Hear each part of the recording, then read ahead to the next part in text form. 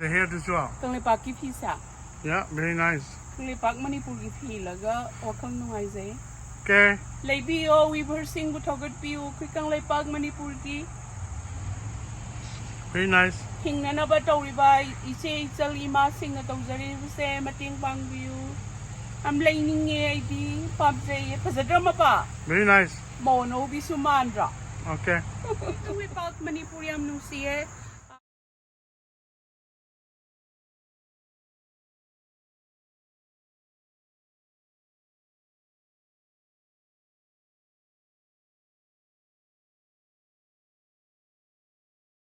Jari kang lepak Manipur yam nung siye yam lap na nung si hai bada mangai yam nung siye ngasi di Hawai maton thajavani and then karo kabi mana and then kamin sin ba muro tek ba muro and then umrog and then karo kabi and then di kano gini kang ho mai na ngauzai mairen maton kari kara mairen gi kari kara do yam phare adigi yongchak kenoga iron jabani ko komprek samsaning magba and Hawai mana and then nga thongba ni amadi ko na sajar ge na panda ga thongze panda ni yeah I don't know Okay. yeah panda ga kenoga thongba do sina Hawai mana ni Hawai mana yam phara and then yongchak ko kariba komprek and then kano akang bakitang hatse. Okay. Kurum jari. Boleh. Morati pun tengah paling kau macam ngang gini. Mahi kena paham ni mai. Ni kaya hal. Ya. Saka sahal ni mahi kaya hal. Very nice. Macam orang taste tahu jadi macam mai tar pun. Yam sak swam lame yeng view sa comment view. Ingo yang pare. Umur ke hentak kau miat pematang jadi tahu. Hawai matun ja. Ada muhun ba. Hawai.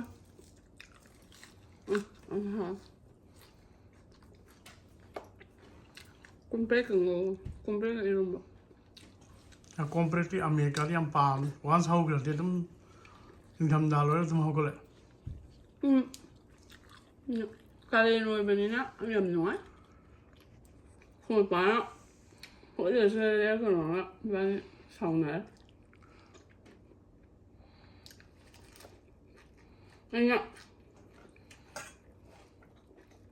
Yin dem sa ba ngam da. Ha.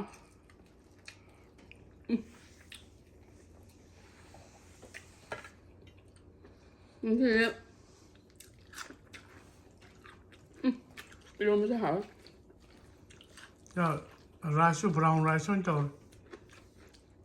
Komprek sabi dia untuk dia. Hanya cari kaya am lagi ba.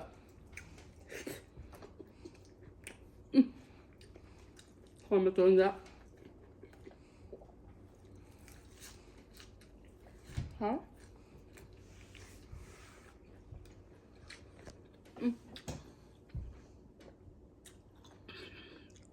Mutu biar mana? Long mutu biar tak cerah. Yang tu biar mama. Ha? Ngồi làm phải. Yeah, Kalen is good. Chín nhầm đấy. Ini sebut jauh hen dia mari dia mau dem sik game apa.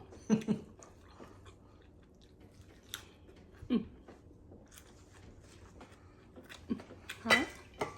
Kalian. Oh. Mau ke khoa nữa.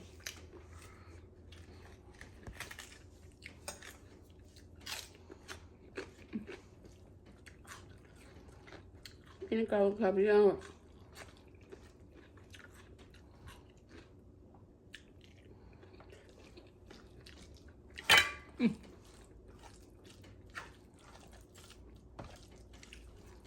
hả?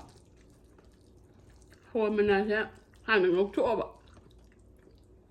Bị đi sao sao nuôi bạ. 노차오자 쓰는가 뭐로 어떤 거 어쨌건 봐. 시리 카징 주 탁대 마봐. 카징 아까 살이 좀 하와이. 삼삼을 뜻은 좀 하와. 시카.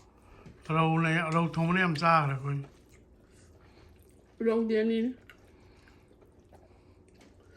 นี่นะคือจะบ้านแบบ คงรงกระทงต้องเรื่องใจตัวหนัก แข่งกัน โอเคอันนั้นไงนี่มันนำมาเสียงภาพที่ปามดี เมื่อเย็นทงบีบัน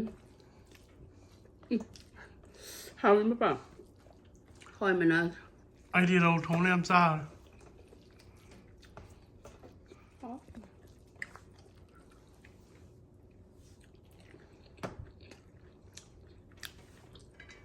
I'm sorry. I'm sorry, Aldo. มันนำดิ้งเอาเลย Hả? Không phải vậy sao? มันนำดิ้งเอานำเนี่ย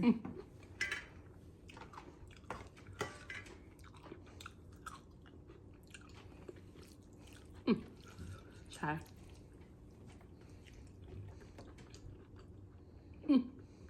ใช่ไหมทำมันจะเอาไปสิ Grep dem inte dra. Kolla på mig dra. Kanske det så hinner så. เพราะฉันถูกบินน้ำเด็กว่าตัวบาติโลสกีเบราที่ตรงที่ผู้ชมพี่เราวางจะอุด Kan man nog. ทุ่มมือก็เขามันหันโคกไปด้วย Vi är på ground till det ju mamma.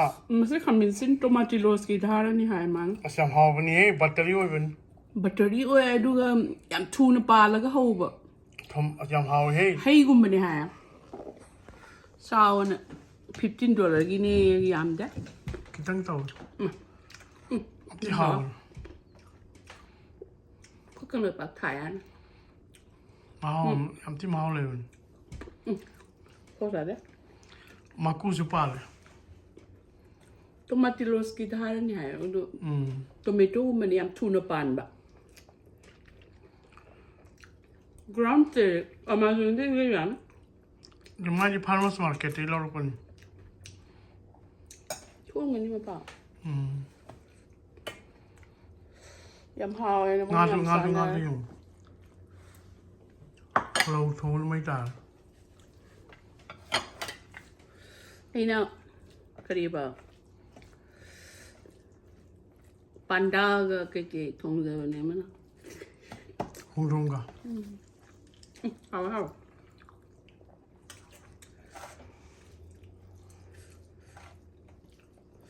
จะตุ่มบีว่าหลายเราทงมวย ก็ดิฉันนี่เราทงมวย มาหลังเฮซะ นมงานเราทงมาให้นมเราทงนมปอมปานนมกับปานกันทงให้นั่นสิเราทงมวย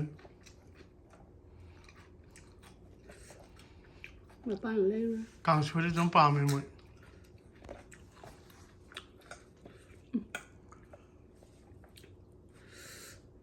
ใกล้นอนมิน Alltså har det hej nu så duktig. Om jag tar låret att jag går hem. Duktig låret på. Jag kan ta låret och jag går hem. Ass nu så duktig. Ja, vad du vet alla på. Nu så duktig komprek ne marina kopi ne marina papi ne. Vad det Amerika की weather så yamsa ne. Ingdam dal komprek ne. Ingdam dal och jag går hem. Ja. As biryani to biryaniเรายำเฮานี่ เรามาคลานีนี่ทงจะไม่หาวอ่ะหาวสันสันจะเลย ตั้งอีโรมันจะเฮาอีกตัวคอมพลีท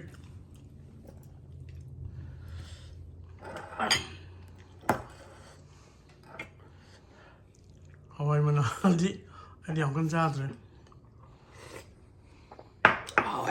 ไม่ให้เฮาปะ ก็ได้เว้ยมึงเสียกังเลยปะ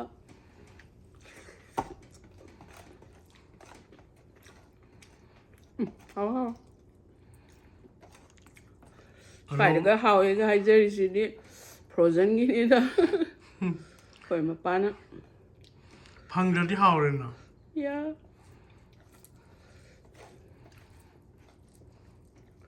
Wana suraga nga charaga hawani dama pa.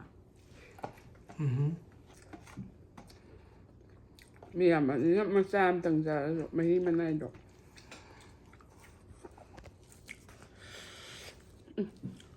Nga thong pa.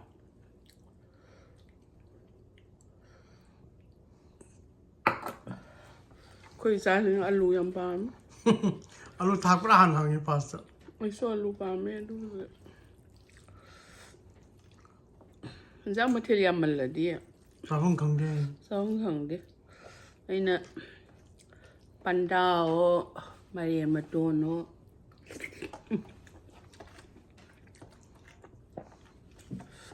Ha?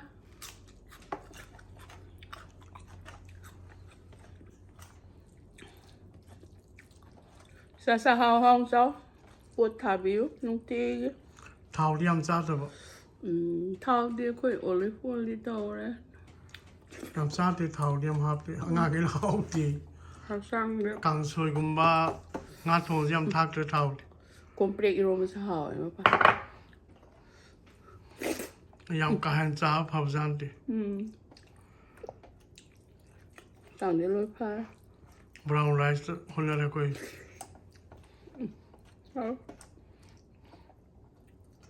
Nga để khơi lấy xe wet rồi. Frozen yung yao ra ban. Dobo. Phangi do phare ke jor ge. Phangi do phai sa bada. Rogi phar taw na makok chi am lum me. Apo zao sa? Ayam de makok de loja krapon. Tem tema pa. Koi Manipur de Papa sa ni. Papa sa isa. Ano na ni hiding is. Yam cha de papa masio ka sa. Ra dum no ma ge sa sa bi ba. Yam ka han sa ka na pon de. Ya dia. Sa ba sa pada. Yang important bi. Si bida pizet da sanata na taba. Hao ba. Thùng thao bông ba. Yam hard. Pasan kat kare nga si dia. Yeah. Sa pa ba sa? Matang Sa ni ba sa ta do? umur ka kanoga henda ka mela si. Ajo ka zawiya. Sa ka sa ya. Pasan kat. Happy you pa. Okay. Ha. Kuma pa da sa ka ha pan jar. Sa rồi khăn ban. Ya na ti da ha. No, hani siam ban. Jala mandan. Sak si da sara ko mi na. Sa do sak piam sabi gano. Apa ba sa isa? Hao. Eromba na. Nga yo pa ha. Người present de la sơ moi nga ni fresh oi ma ba. Press frozen ni okay, mabu ka lok tho ni. Asan na de okay, it was good press. But I think very man de. Sang ni kheli but Bangladesh se lak pan. I know. Pasan thong di is reasonable. How Mabu ka lok tho. Asan na de ba. how is that? What how quick kang le pak mi am de kallo. Ya krumzari kang le pak Manipur. Alright, take care guys. Sa pot how marmo ni sa gano. Ako'y mi am de. Okay.